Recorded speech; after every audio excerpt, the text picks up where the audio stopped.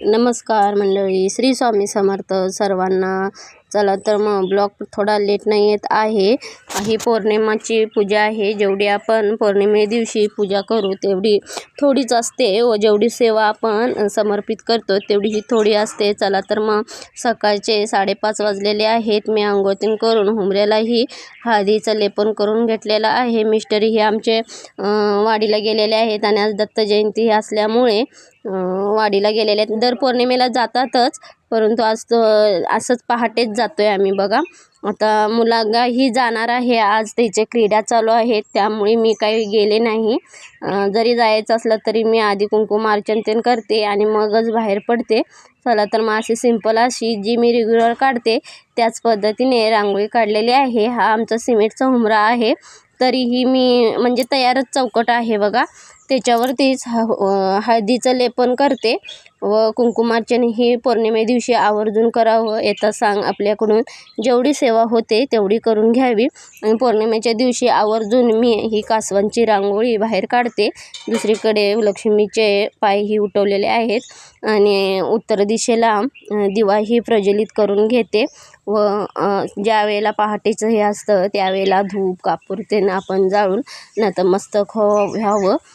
चला तर मग आपली हुमऱ्याची पूजा ही झालेली आहे आणि आज अन्नपूर्णिमातेचंही आज पौर्णिमा असल्यामुळे आपण जिथं स्वयंपाक करतो तिथली ही पूजा करून घ्यायची. रात्रीच मी किचन ओटा ते पूर्ण साफ करून ते झोपले होते, त्यामुळे काय होतं सकाळी आपल्याला बरं पडतं. आणि आज माझ्या मुलग्याचीही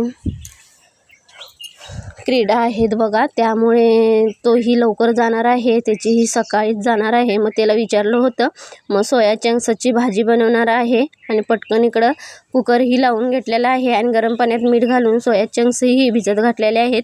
तोपर्यंतच मी मसाल्याचीही तयारी करून घेते. एकाच मसाल्यामध्ये मी 2 पदार्थ करणार आहे, म्हणजे कांदा टमॅटो लसूण व थोडंसं जिरे, ते आपले सफेद तीळ असतात ते, व थोडेसे मगज आणि थोडेसे काजू घालून घ्यायचे आहेत. बघा इकडे शेजारी मी मटकीही भाजून घेतलेली आहे, कारण की मटकीचंही एकच असं लपलपीत करून घेणार आहे.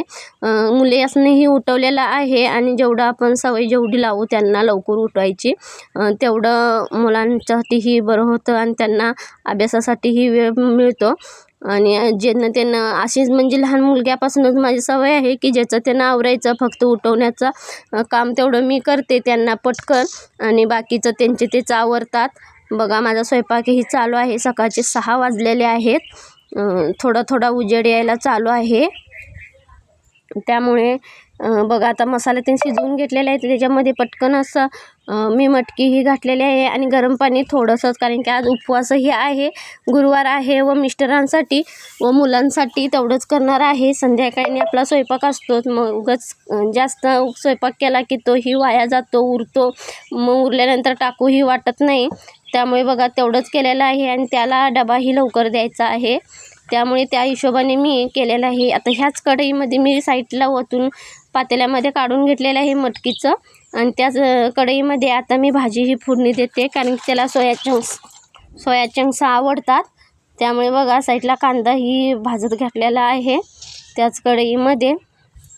मुलांना इकडं नाश्त्याचीही तयारी करत आहे व भाजीही बनवत आहे. बघा सोया चंक्सची भाजी ही छान होते आणि एका वाटणामध्येच मी हे करणार आहे. आता तेच मसाल्याच्या भांड्याचा साईडचा पूर्ण मसाला काढून ते घेतलेला आहे व मसालाही चांगला असा भाजून घेते. आणि मुले शिक्षणात किंवा जिल्हा परिषदच्या शाळेत मुलांना घातलेल्याचा हा फायदा होतो की मुलांना सर्वत्र खेळण्याचे म्हणा किंवा स्पर्धा परीक्षेचे सर्व ज्ञान हे मुलांना प्राप्त होते आणि त्यामुळे सगळ्या म्हणजे स्पर्धा परीक्षा ते आपल्याला मुलांसाठी पुढं देता येतात. त्यामुळे जिल्हा परिषदच्या शाळा ह्या खूप छान असतात.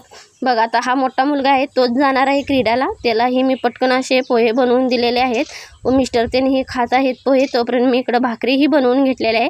अजून मी सकाळचा चहाही घेतलेला नाही आहे, स्वयंपाकच बनवत आहे, कारण की तोही लवकर जाणार आहे. आणि जसं मुलं कसं खाऊन ते गेली तर आपल्यालाही बरं, आणि स्वयंपाक हा सकाळचा झाला की पुढच्या सेवेसाठीही मला वेळ देता येतो. त्यामुळे म्हटलं आधी मुलांना डबाही देऊन घेऊ. आणि तो मोठा मुलगाही जाणार आहे आणि त्याला हवी होती भाकरी. जास्त करून चपाती आम्ही बनवत नाही, म्हणजे ज्या वेळेला उपवास नसतं त्यावेळेलाच बनवते.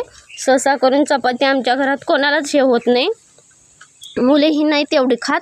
कधीतरी म्हणजे एक दिवस आड मी चपाती बनवते त्यांच्यासाठी, नाहीतर एक दिवस आड भाकरी असंच देत असते मी डब्यालाही त्यांना. बघा आता मी भाकरीही बांधून त्याचा डबाही पॅक करून घेते आणि आता चहा पिते. चहा प्यायला या सर्वांनी, आणि सर्वांनाच दत्त जयंतीच्या अशा खूप सारे शुभेच्छा देते. संध्याकाळचं रुटीन आहे हे आता माझं. मी कुंकुमार्चनही करत आहे बघा. दर गुरुवारी असं काही नाही, मात्र पौर्णिमा दिवशी आपल्या घरी कुंकुमार्चन हे झालंच पाहिजे. यथासांग होईल तेवढी सेवा करावी. कुंकुमार्चन करून देवीचं पुस्तकही वाचून घेतलेलं आहे, संध्याकाळच्या वेळेलाच केलेले आहे. आणि ही लक्ष्मीची पूजा ही मांडणी केलेली आहे बघा. ही साडी मीच शिवलेली आहे. चला तर मग व्हिडिओ आवडला तर चॅनलला लाईक शेअर सबस्क्राईब नक्की करा आणि कमेंटमध्ये